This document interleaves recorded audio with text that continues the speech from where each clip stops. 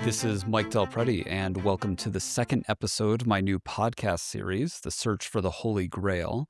If you want to get background on what this is, check out episode 1. So to start out this series, I wanted to sit down and talk to somebody who can look at the whole landscape from a high level, 40,000 feet, right? Somebody who's been around, has a variety of experiences, not someone who's at one of these companies searching for the Holy Grail, but somebody who's been observing it from a distance and has a wide variety of experience, and also somebody I can trust and that I know. And the perfect person for me was Carey Armstrong. Carey's been on my podcast in the past. We did a Redfin postmortem episode together. Rave reviews. People loved that. I loved it. It was my first long form podcast, hour and a half. And it was great.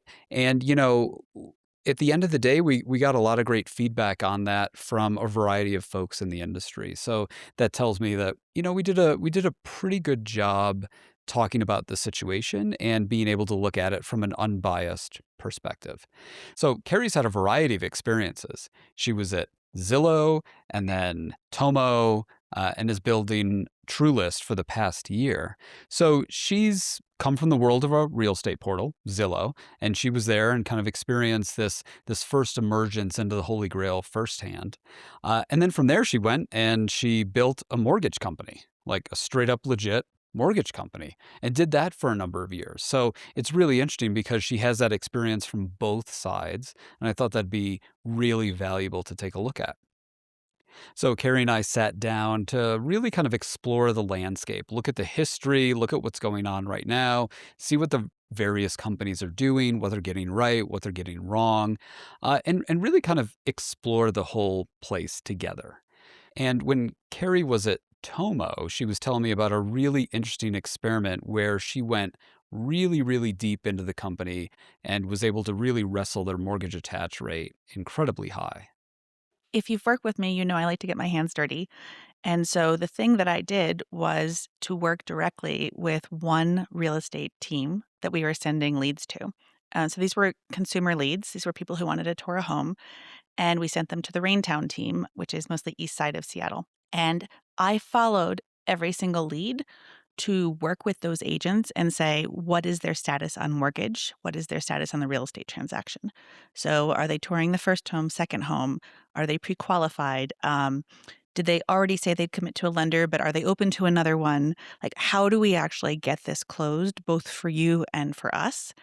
And like it was intense. The agents had to be in it, like they had to be willing to have those conversations. And so like they had to understand that it was my right to ask those questions and get the answer. But it paid off. I mean, it paid off in driving transaction rate up for sure. But the really exciting thing for me is we got to 60% attach 60. on closed loans, Wow. on closed transactions, because we had such close attention to what was going on with that customer. So you were generating leads on a portal. Yes. Those leads were then being sent out to a separate brokerage, because this was when you were at Tomo. Exactly. So Tomo's a mortgage company, not a brokerage. Owned a brokerage. Own brokerage. And then as the mortgage company, it sounds like you were just on the phone all the time following up with just the agent or the consumer as well? Both. Both, actually. And honestly, I would follow up with the agent, with the ISA that we had, whose job it was to work with the consumer, and then also with the loan officer or the pre-approval advisor, depending on what their status was. And getting all of those inputs and seeing the full picture in one CRM was invaluable. Interesting. Yeah. And up to 60% mortgage attach. It was 60%, yeah. Yeah. And that Raintown's a great team. And those agents were super cooperative. You have to have that in place. And that's not always the case when you're sending consumers to a lender, or sending them to a brokerage. Why were they super cooperative? We worked with great agents. And but what was their incentive? Oh, they wanted more leads, like all agents do. They wanted to be sent great, high qualified buyers who were ready to transact in their geo. Yeah. And their price point. And that 60% is remarkable because that's 3 times higher than industry average of around 20, right? Yeah. So the reason I like to get in and do things manually like that is you figure out what the actual drivers are. And you do things, it's famously, you do things that don't scale at a startup, and then you figure out how to scale them. And so the thing that we learned is all of those parties I mentioned, loan officer, pre-approval advisor, ISA, agent, and even consumer, how do you get all their signals in one place so that everybody understands the full picture? And how do you communicate out to those people to let them know when there's an action for them to take, when they are the right next best action? And that is the power of a CRM, right? But it's pretty rare for CRMs to actually coordinate across all of those folks. You frequently see a lender having access to the agent's CRM or vice versa, but to actually have it integrated and driving action across those parties is unusual. Mm. I think maybe one or two players probably have that in place today. And the other angle I'm hearing is because it was a startup, it was non-scalable Yeah. grunt work, Yeah. which by definition doesn't scale. Right. But I think the question is, how do you automate it so that it does? Mm. And I think the CRM can totally do that.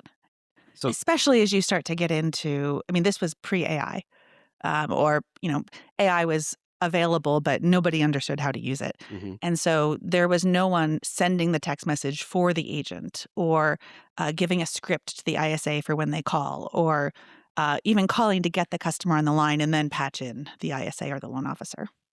So do you feel like in that moment you glimpsed the Holy Grail? I do.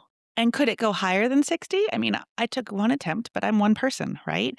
I do think it is possible to do that. Things we had working to our advantage were really low rates, really committed people, really great agents. Seattle's a hard housing market for buyers, very expensive. Maybe you can do better when you don't have those obstacles in place. Qualifying is not easy in Seattle. So you glimpsed the Holy Grail, and did. then what? Oh, and then what? We actually pivoted. Tomo stopped operating a real estate portal. And we was shifted completely back to mortgage. So it's really funny. Like, I feel like I figured it out. And then we went back to mortgage, but I've got this insight that is Yeah. really cool. And maybe someday somebody's going to do something with it. So how long have you been chasing the Holy Grail? 2018, 2019, I would say. Yeah. Yeah, 2019 is when we started to really think about this at Zillow and how could we bring this about and start to have, we acquired a lender and started to think about how are we actually going to get Zillow consumers using this lender. Just having it be Zillow Home Loans didn't do that much, right?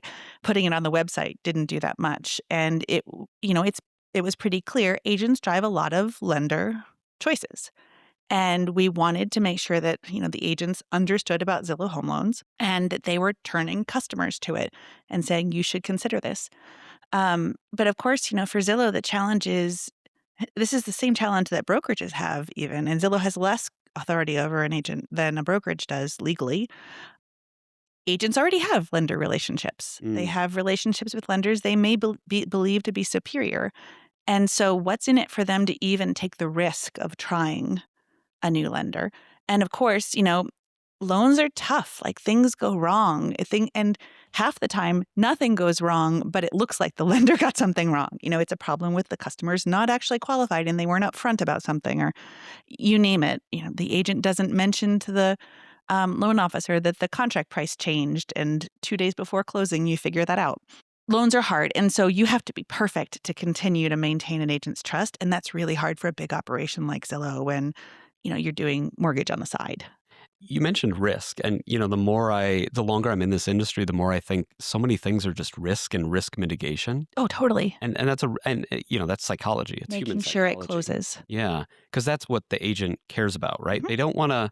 They don't care about the rate. Right. They don't so care long about as they the rate. qualify. And they don't necessarily care that, their kids go to the same school as the loan officer, or they, know each other at the Not much. PTA. They just know they've worked with them and it closes. It does. They do like to know that they're going to see them in person so that they can let them know in person how they feel about the most recent trades. Yeah. I mean, that one throat to choke, they want to throw it to physically. Okay. Yeah. No threats of physical violence, but metaphorically, they want to be able to look at that loan officer in the eye. And that's a hard thing to get them away from. Yeah. All right. So you've been interested in the Holy Grail since 2018, 2019. Yeah, that's right. Let's unpack the history of the search for the Holy Grail. Sure. Because I think it's natural to. I mean, I often joke about every real estate portal or big company in real estate has that slide in the investor deck of concentric circles. Totally. Right. And you're kind of shaking your head, rolling your eyes right now. I've seen it operationally when I was at a portal overseas, and I've seen that slide in every real estate portal investment deck around the world. And the earliest example I can think of, and I know we should go back beyond this, was in that 2016, 2017, when Zoopla in the UK started buying up all these adjacent services. That was the number 2 portal. Mhm. So they basically said, we're never going to become number 1. So so we're not going to grow vertically. Let's grow horizontally, Mhm. and let's buy up all this stuff. And you know what? It didn't really work. It was not 1 + 1 = 3. It was 1 + 1 = 2.05. There was this incremental gain on that. I'd still do it for 2.05, Yeah. so long as the investment wasn't so bad. Yeah. I mean, were they going to double profit in any other way? Well, it's interesting as private equity came in, Silver Lake bought them and then separated the businesses. Huh. Yeah. So when I say Holy Grail, what's the earliest memory that comes to you? I mean, how long has the industry been chasing this?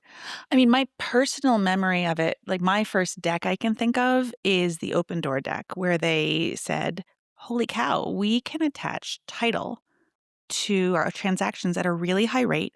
Title's really profitable. We own the title business outright because legally they can.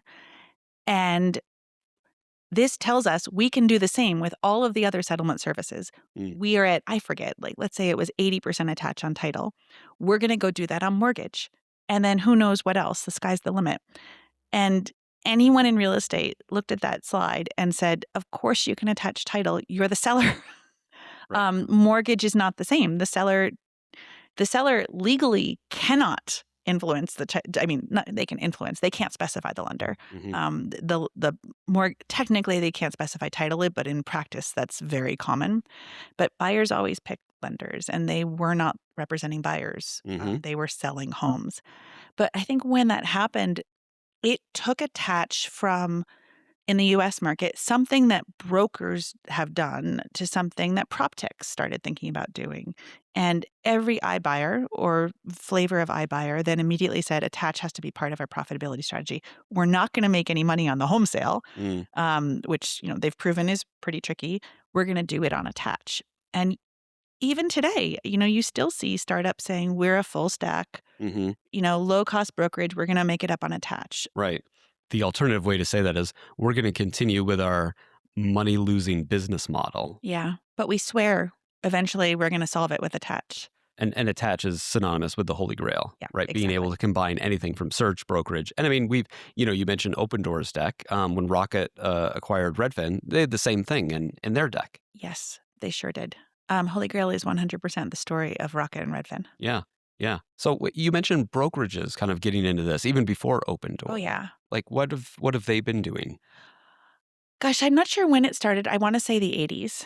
Brokerages starting to do JVs with mortgage companies and own title up companies outright. And it was, someone having a desk in the office where the agents were physically, so that their agents were like, oh, I'm passing by the mortgage guy. I should tell him about this new client I've got who's going to need a VA loan, and he's got an outlet to VA. Or walking by the title guy's desk and saying, what are we going to do to get this deal closed tomorrow? Get that paperwork out. And title's incredibly profitable and not that hard operationally. Easy for me to say, I've never done title. Mortgage is harder, higher risk, like you can have a loan put back on you, has more capital requirements, and the margins are not as amazing as title, but they're still really good. But brokerages were really excited about that because that was when brokerage commissions started to shrink. And so that's when they started to need more and more. As that happened, they dug deeper and deeper into that. And there are a bunch of different models they use. JV was one, but a JV with what? With a mortgage originator or with a mortgage broker? Is it just a guy who's got a relationship with UWM? Or is it with, now, cross country or guaranteed rate, these really big non-bank lenders that have pretty good purchase mortgage products? And so I think they've gotten more and more sophisticated, but this is historically a brokerage's play that now the bigger companies are replicating. Has the motivation always been money? For the brokerage, yes. I think that's always the original motivation. Is there also a belief that it will result in better coordination between the agent side, the mortgage side, and the title side? Yes, completely. And when there is someone in the office, I think that's not an unreasonable thing to expect. It might not be a better product that person is actually pushing you to. It can be, but it doesn't have to be. But the communication, I think, has a higher chance if those people are going into the office and talking to each other. How often is that still the case today, though? How often is an agent and a loan officer and a title or escrow person in the same physical office? And if not, how is that coordination happening? Are they on the same digital platforms? Like, are they all working off of the same status dashboard and having access to the right, do they have a common place they are looking at the most up-to-date version of the contract? Very rarely. Mm. I'm not actually sure I'm not sure there's anyone doing that. I would bet that probably there's 2 or 3 vendors that do have that. But the original motivation was money. Yes. Make more money. It wasn't our buyers are having a really hard time finding a lender. I mean, you were at Zillow and, very deeply involved in the Premier Agent program. Is there a sense that, well, if we can get the Holy Grail and we get this mortgage attached thing nailed, it's gonna circle back and like benefit just normal transaction closing rates? Like more leads will turn into a deal? Sometimes people will say, we have people who aren't qualified. If we had a broader portfolio of loans to offer them, then we could get more of them to qualify. But there are lenders out there who have the broadest. Like you could just say, send them to that lender. You don't have to own the lender for that to happen. And to be frank, those are much better scaled lenders that offer better rates too. Mm-hmm. You don't have to own the company to be able to do that. To do what? To make sure to increase conversion of your leads by making sure that those consumers get to good lenders. Yeah. I think owning it and saying it has to be ours, I fundamentally disagree that actually could increase conversion. Then why do the companies feel like they need to own it?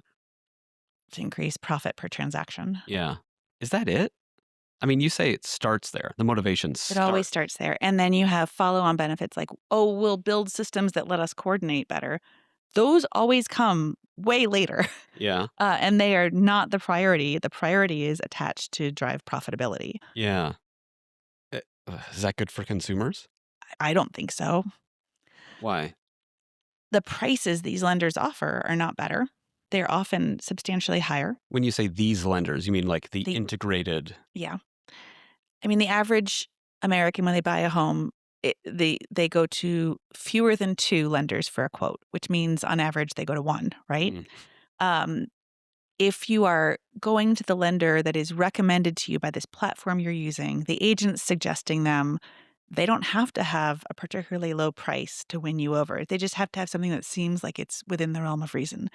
And honestly, consumers are not good at reading loan estimates and knowing if it's a good price.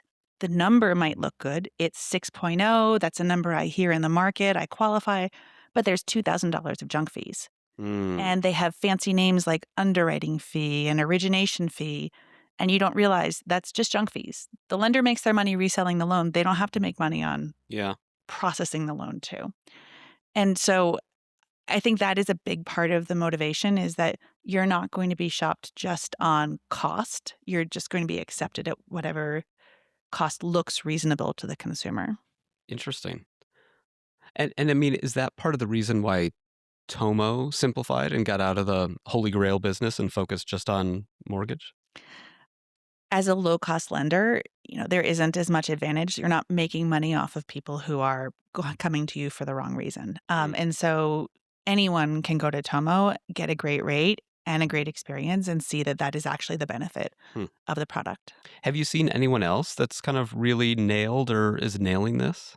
I would say that of the brokerages, probably Home Services of America has the best reputation for doing this well. Anywhere has historically had some really good operations here too on the brokerage side.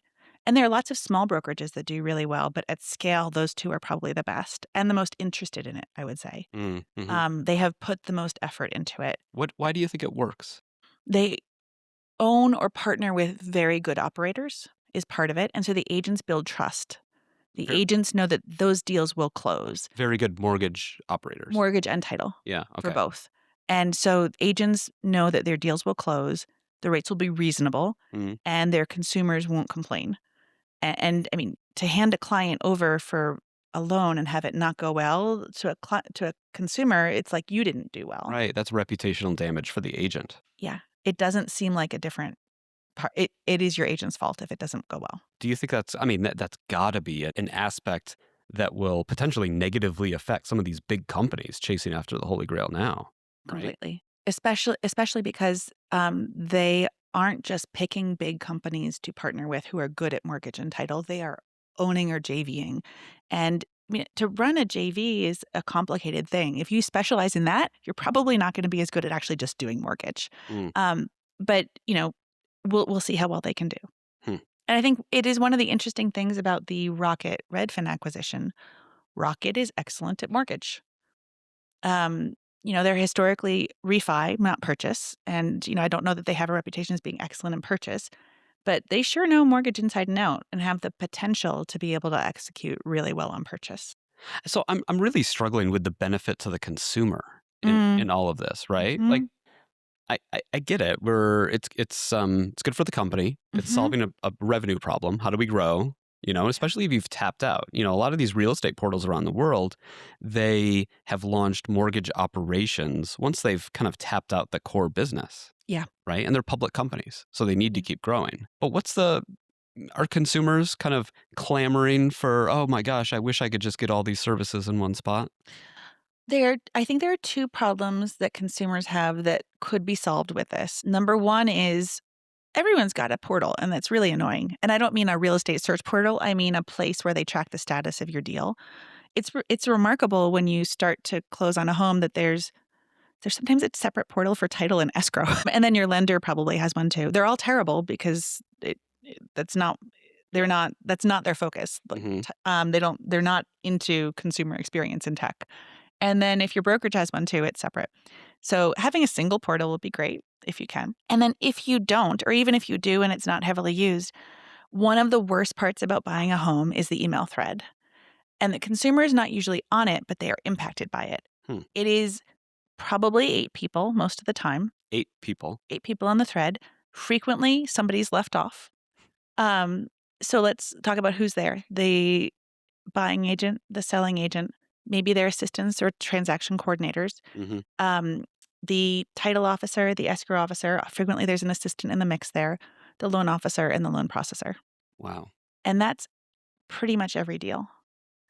And all of them have portals and would love to say, can you just go to my portal and check for what you need? Doesn't work. Nobody wants to use anybody else's portal. The number of logins each of those people have to track for other portals Yeah. is mind-numbing. And if somebody's not on the thread when an important document gets communicated, which happens a lot, It's just gone. everybody has to notice that and forward it to them. So, for example, home gets appraised at a lower price. Contract price comes down. Seller says, I'll take care of it. If the loan officer is on the thread, but the processor is not, and the loan officer doesn't notice that and forward that to the processor, the loan continues at the original contract price. You find that out the day before when you send the closing docs to the consumer, and they freak out. You no longer can close on time because you need 3 days in advance or 2 days in advance with docs. Closing gets delayed. Movers have to be rescheduled. Sellers flipping out. Everybody's threatening, if this slips again, the deal's going to be off. We've got a backup offer. Yeah. It's the worst, but it all depends on, do we have all the right people on this email thread? It's the least, it's like, I mean, email like that, we had threads like that in 1996. Like, that's the tech we're using now? So the hypothesis there is that if everybody is on the same platform, the chance of the deal closing increases. They at least have access to the information then. I think the next step is, how do you make sure they see it and action it? And tech can do that too. Yeah. But is that kind of the equation? Because I'm Yeah. thinking about how it moves the needle. Yeah, it would improve close on time rates. Are you And- certain of that? Yeah, I'm pretty certain of that. Okay. Yeah. Now, what is the benefit of improving close on time? You have happier agents who are more likely to send business to the mortgage and title companies. Your agents get better reviews from their clients. Not closing on time has big operational impacts. Like, it's a fire in the factory floor, and everybody has to jump on it and neglect all the other loans, which then causes them to have problems. But that's a benefit for the company. Benefits for the consumer. Yeah, your movers don't have to be rescheduled. Yeah. Buyers and sellers get very upset when closing dates change. So, Very upset. That's a pretty significant benefit Yeah. for consumers. Especially if you're timing two transactions. Mm. You're selling Yeah. and you need that cash to then close on the home you're buying. That is an important benefit. But historically, people have not cared that much about on-time close rate. It was a massive focus for Tomo, but most lenders, it's just not. Why don't lenders care about on-time close? Lack of customer orientation might be one reason. Well, 'cause they just assume it's going to close and it They really get the doesn't money matter. anyway. Yeah. And they generally do. There's no place where that's tracked. I mean, it's kind of like the DMV. Does the local DMV care about customer wait time? No. Seems like that should be important. Yeah, it should. It's not tracked. It's not tracked at all. By mortgage companies. Mortgage companies are not. I meant it's not tracked externally, Okay. but even tracking it within a mortgage company is unusual because mortgage companies have, 5 or 6 or 7 departments. And the question becomes, was that really our fault? Or was that an external cause? And so Tomo tracked that religiously. And we had a really high bar for saying this is, these are the conditions under which it's not our fault. The customer couldn't bring the cash to closing for some reason because they failed to line it up, would count as not our fault. But everything else we said was our fault. Most mortgage companies have trouble accepting that much responsibility internally because they feel it feels personal to everyone involved. And you have to get past that and say, the customer doesn't care, that you don't think it was your fault, that you have some factor to point to. We care about the customer's outcome and we track it from their standpoint. I mean, this all comes down to customer service. And It does. this seems monumentally important. It is. I mean, imagine if you're looking to buy a home Yep. and you're kind of selecting who to work with. And there was this little, number next to it. Yes. Like 98% of my transactions close on time. Yeah. Like who's going to pick 60%? That seems good enough. I agree. For a while, there probably still are lenders saying, if you don't make your close date, we give you $500. Firstly, lots of asterisks about when they give it to you. I don't think they pay it out very often. Secondly, $500 is actually a really low price for the stress that it causes for your transaction not to close. Yeah, that's like if you get bumped from your flight to the Bahamas and they give you a $75 food voucher. Yeah, it's a lot like that. It actually is insulting. No, it's not. Yeah. Okay. That's interesting. I mean, that's interesting. And I think, oftentimes when I think about the Holy Grail, I'm thinking about, okay, this is clearly good for the companies because they're figuring out a way to make more money. Mm-hmm. I think we're really digging around how it could be good for consumers. Could be. So I think that does have the opportunity to improve close on time rate. But everything else the lender does and the title company does also drives close on time rate. So if you have a crummy operator, but they have great coordination with the agent and title, it could still be a really low on-time close rate. So it has, I think, higher headroom. Like it could be even higher, but you'd have to also do everything else right for that to be delivered on. Last year, I sat down with Varun, the CEO of Rocket, and chatted with him about this. And he gave probably the most compelling argument I've heard to date around why this is good for consumers.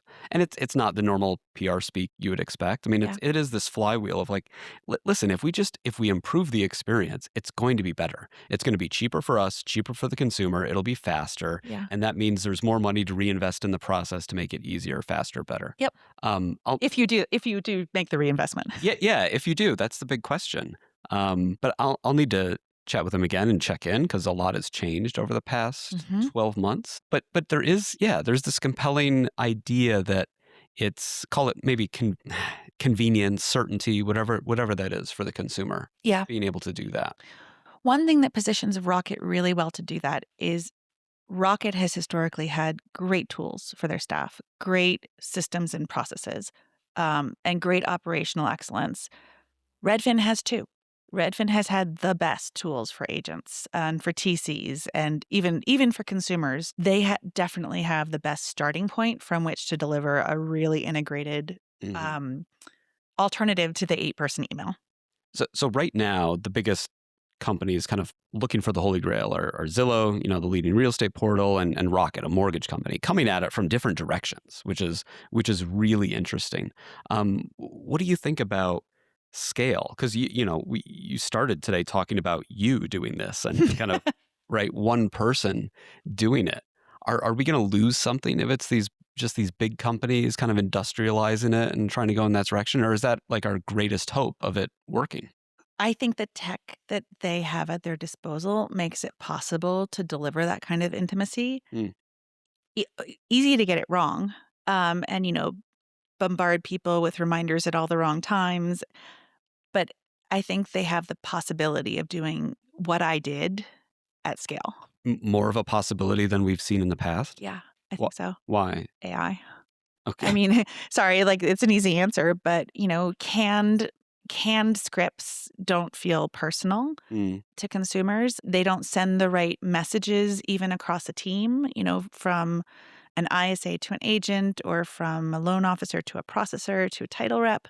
The ability to generate the right content that contains all the right information, not just as parameters in a standard message, but as a real intelligent message, I think can really improve how we all work together Mm. and get people across the finish line better.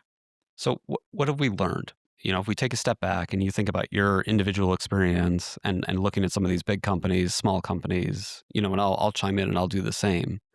Like what have we learned? What makes the Holy Grail experience potentially successful? You know what I think my big takeaway is? It's if you focus on helping the consumer achieve their goals, you have a really good chance of helping them in more than one way. If you focus just on increasing your margins and you rely on, who's performing the best and let me give them a gold star at the company meeting, you're not going to get there. What's the consumer goals? Consumer goal is find a house, the best house for the money that they have and be able to have a smooth moving experience. Mm. Hmm. So again, coming down to that convenience and certainty Yeah. aspect. Yes. Do you think that can be scalable? Yes, with AI? Yeah. I think it can. Yeah. Yeah. Okay. With AI and great people too. How can you scale great people? Yeah. Yeah. Well, that's what I wonder, and that's kind of why I'm asking about this big company versus small company. Someone like Mhm. as a smaller company like Tomo at the time, you could, a senior person could go in and you're super passionate about it. That doesn't scale, but that works. So I can imagine having all these, little small teams of passionate folks kind of getting it right, and maybe that's how it's worked to date.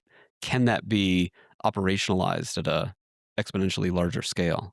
I think larger companies can have better or worse people. Mm. And is it the same as one person? Is it always going to be as good as me when I'm doing it myself? No. But we could see a winner where one of the ingredients was we have great people. From a consumer's perspective, do you think this idea of a one-stop shop actually resonates and solves a real problem? I don't think so.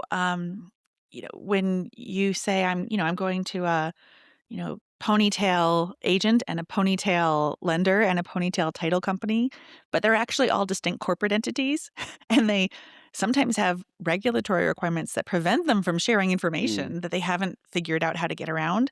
Like, that isn't better. Like having the same name across those entities only helps the parent company. It doesn't help me as the consumer. It helps the parent company revenue-wise. Yes. It doesn't help well, does it help the consumer from the getting everybody on the same platform, speaking the same language? If they do that work. If they do that But work. they can make that profit without doing that work is the challenge. And in that case, should I just go best of breed? Because I can find a lender. There are a couple of others out there.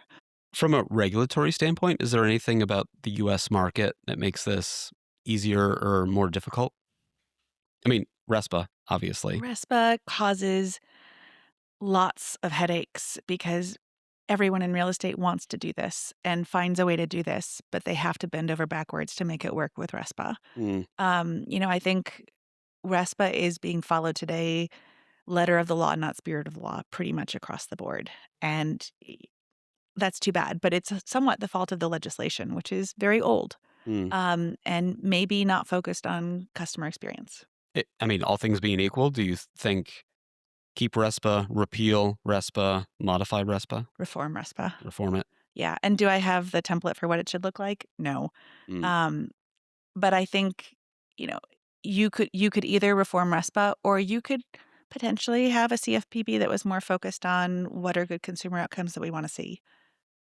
So if we pull back, like what I'm hearing out of this is if we can, how does this help consumers? How does the Holy Grail help consumers? If we get everybody involved in the transaction on the same platform, Hmm. it should make the process easier. Hmm. Does that help a consumer or not? I don't know. I mean, if people are going to do something, they want it to be easy, but it would increase the chance of the transaction closing on time. Yes. That's a definite benefit Yes. to So consumers. long as all of those providers are also operationally excellent. You can't have one who's bad but has a great coordination platform. You have to invest in every aspect of the stack. Well, and what you said before was it doesn't matter if they're all owned by the same corporate entity. Nope.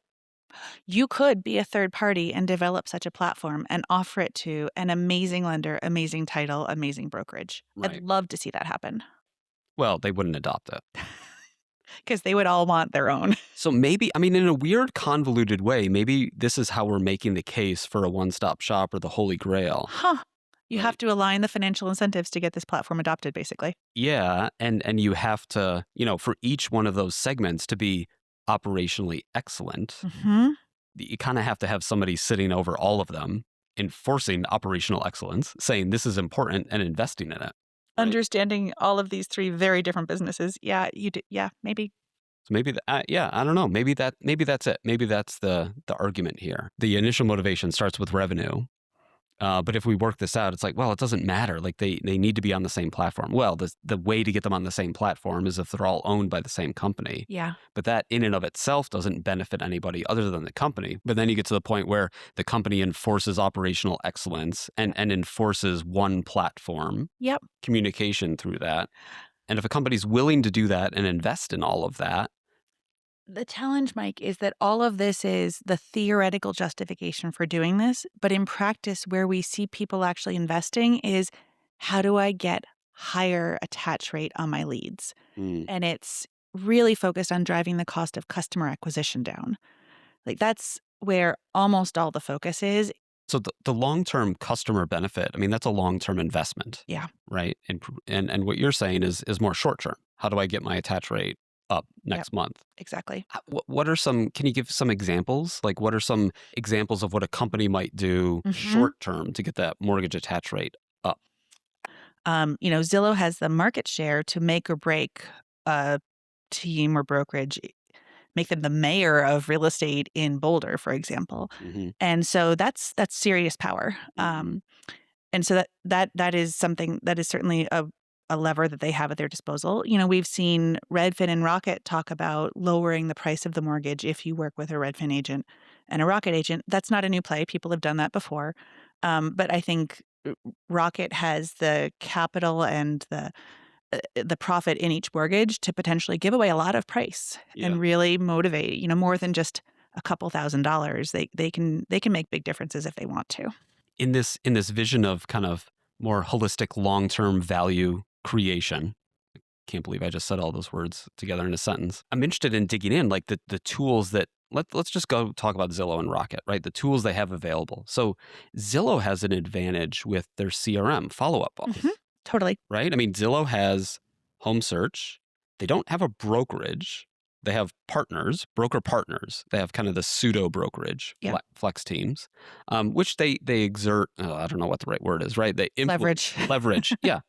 Um, and then they have Zillow Home Loans, and they have a title service, Mhm. and they also have Follow Up Boss. So, I think we've seen this over time. Zillow is doing more and more to encourage its customers to use Follow Up Boss for all interactions. So if they could get all of those segments kind of on that same platform doing that, then the thing you mentioned when we started, kind of getting everybody on one platform talking to each other. I'd be stunned if that weren't the play. Yeah, I mean, it's got to be. I think what we know about Zillow is they want to, monetarily, they want to increase conversion rates and transactions and all that, right? They want to make money. But the best way to do that is to satisfy customer needs. Yeah. Right? It's about how can we help somebody find a home, find an agent, whatever, find a mortgage, whatever that is. What's the point of leverage that Rocket and Redfin has? Is it Mr. Cooper on the loan servicing side? Is it a big call center? They have the same tech opportunity. We don't have, I don't know that I have the name for it. It's not Follow Up Boss and you can point to the logo, but Redfin for sure has a robust CRM, and Rocket is famous for incredible CRM and analytics on CRM. So I assume the play is actually the same for them. To improve the customer experience, it seems like that is the biggest point of leverage. Yes, agree. It's not the rates. No, it's probably not. This is interesting. Zillow is like, please bundle. And Rocket is saying bundle and save. Zillow has run a couple programs in the past saying bundle and save. Mm. It hasn't been the headline, though. Does it move the needle? Like, that's what I'm wondering. Rocket, save $5,000 or a point off your mortgage. That's a cool thing to put up on a billboard. I've heard of lots of experiments that have worked at various companies along those lines. But then you look at Redfin pre-Rocket acquisition, and you and I talked about this in our Redfin podcast. Discounting generally isn't super successful. No, it's not. And back to kind of where we started Open Door. I did this research years ago when they were doing the mortgage stuff, right? Their mortgage attach rate was sitting around a couple percent, and they managed to double it. And if you look at how they doubled it, it was by offering deep mortgage discounts. Yeah. Right? So you're effectively, like, if you pay somebody to use your service, adoption will go up.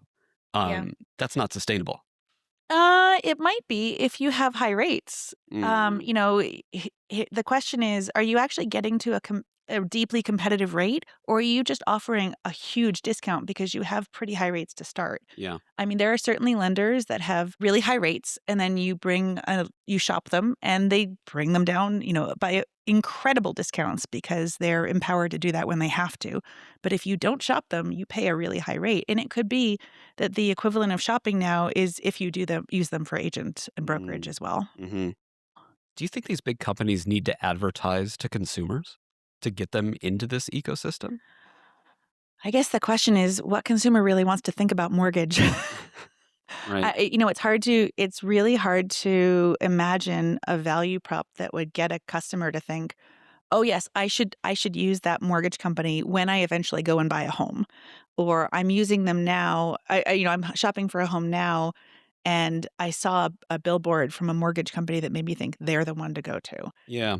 I'm kind of thinking of where in the funnel it becomes important to start communicating the benefits of a one-stop shop to consumers. Yeah. What I'm hearing is not top of the funnel. No. Like, there's no Super Bowl commercial here that's like, trying to explain that. No. But kind of to your point, with Tomo, when you started calling everybody, it's that initial point of contact that's kind of messy. There's phone calls, whether it's an agent, loan officer, whatever, or someone at a portal, talking about the benefits of being in this system. Giving them access to a sample dashboard where their transaction would be, where they can see everything that's happening. And you could say, this is easy. And it feels like it's important to also say, and it increases the probability of you closing on time. Yeah.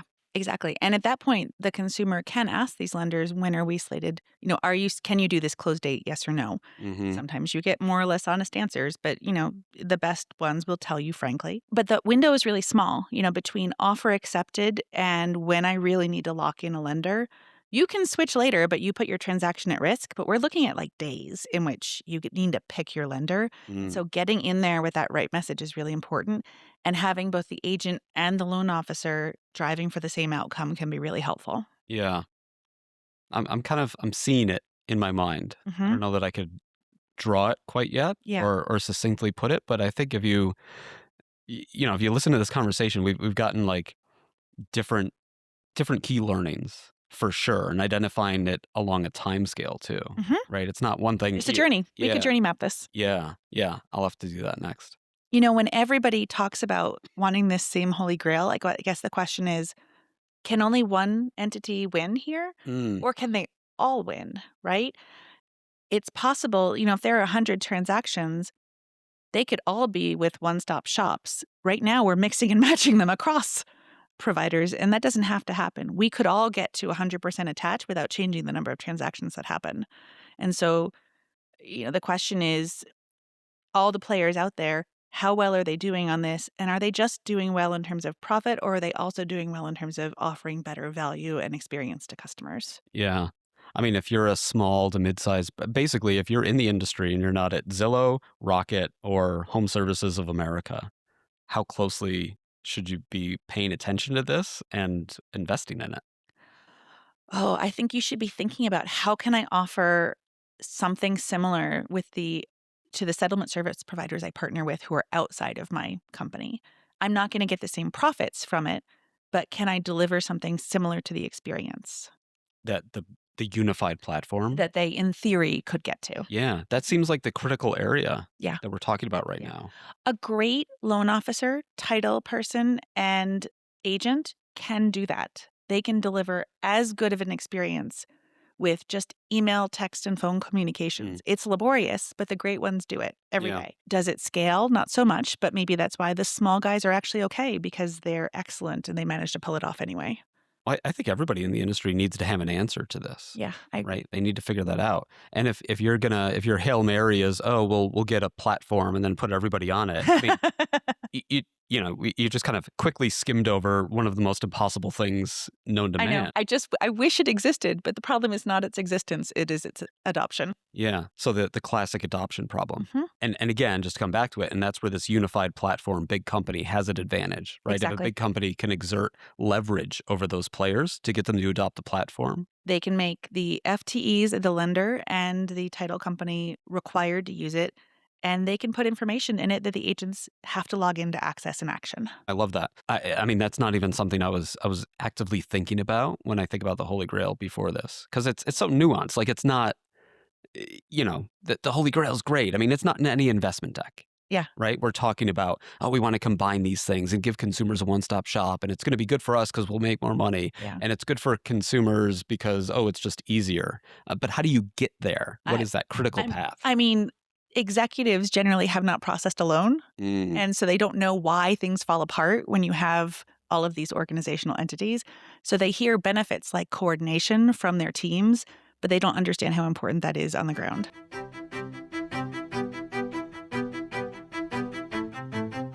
Well, that was a fascinating conversation with Carey. We managed to kind of explore the whole space. And I think the biggest takeaway for me is this idea of maybe call it the power of the platform. The key is getting everybody on the same platform, right? The mortgage company, the title company, the brokerage company, using the same CRM. Really just kind of getting everybody speaking the same language. And I didn't start this process thinking too much about that or that would be important. I think there are other advantages for the consumers or for companies or, different ways technology or different products could help out here. But after going through it and mapping it out, it seems like that the power of the platform is really critical here. So, and then actually the thing that gives is also this incentive, right? It's not just good enough to have a one-stop shop and combine these different elements together. Because what we really teased out of that conversation was the idea of operational excellence. You can have a one-stop shop where everybody's doing a really crappy job and it doesn't count, right? That's not gonna work. You need to have this operational excellence, and you need to have everybody, or at least this is the hypothesis, you need to have everybody using the same technology stack, the same platform, the same CRM. I think that's the key, right? So that anybody involved in this process can go to one spot and see exactly what's going on. Because at the end of the day, if we're thinking about the Holy Grail as an attach rate, mortgage attach, so much of it comes down to communication, picking up the phone, calling somebody. And I think that's what we learned with Carey, and what really stuck with me where we started this conversation is when she was at Tomo, she was able to get their mortgage attach rate, combining mortgage and brokerage, up to 60%. How? It was really just calling everybody all of the time, right? Everybody involved in the transaction. Where are we? What do we need? What do you need? What do your client need, right? Just constantly doing that. And at scale, you can see why having everybody in the same CRM would be super critical and super important. And how do you get everybody on the same CRM? How do you enforce operational excellence? You need to own the process. So I think that was a fascinating takeaway for me. The second area where it was, fun to have the conversation was around the potential consumer benefits. So there's a couple different ones, right? One could be price. All right. One-stop shop. It's going to be cheaper for the consumer. The other one would be ease. It's just easier to use this system. And lastly, and this was the kind of the aha moment for me, the third one was maybe call it confidence, right? If you're a home buyer and you're using a one-stop shop and everybody is on the same platform, speaking the same language, there's great communication, your transaction is more likely to go through. And I think at the end of the day, or at least this is what I'm curious about and what I want to test, that might be the most meaningful to a consumer, to a home buyer. I'm just not so, I'm not convinced on the price argument. I mean, Carey mentioned this as well, and we talked about it on our previous podcast together, looking at Redfin. There's just not a lot of great examples where discounting in real estate produces meaningful results, moves the needle in terms of adoption. Right. In our podcast on Redfin, we talked about that, and that didn't really, work out at the end of the day. I think being able to say to people, hey, it's, you're going to save 5, 10, 20 grand. That's good. That's a good thing to put on a billboard, good thing to put on a postcard. It makes the phone ring, but maybe it doesn't keep somebody in the ecosystem. I'm not sure. That's definitely something I'm curious about and I want to test. I guess another way to think about it would be, thinking about a big transaction or a big interaction in somebody's life. Like say you had a life or death situation and you needed brain surgery and you're going around talking to different brain surgeons. And one of them said to you, hey, if you sign with me today, I'll give you 25% off. Right? How does that make you feel when you hear that, right? Or, oh, if you work with us and you combine your brain surgery plus your anesthesia, plus your hospital stay, kind of all in one, we have this one-stop package. You can bundle and save, right? And that'll cut 30% off your bill. Right? When you hear that, what do you think? I mean, what I naturally think as I say those things is, what's the catch? This is the biggest decision of my life. This is critical. This is so important. I don't know that I want to bundle and save when it comes to brain surgery. I kind of want the best in class for each aspect. And this idea that I'm being offered to bundle and save on something like that almost works against it, right? It kind of feels a little icky, like, what's the catch here? I mean, I don't want to save. Like, that's not my motivation here. I want the most successful surgery possible. And if we translate that over to real estate, maybe that's where the confidence of the transaction closing comes in. I don't want the cheapest transaction possible, but I want the best transaction. I want the highest probability of this being a success for me and my family. So at the end of the day, that was a great kind of first exploration in this space. And I'm really curious to keep digging in, talk to a lot more people, and see what else I can find.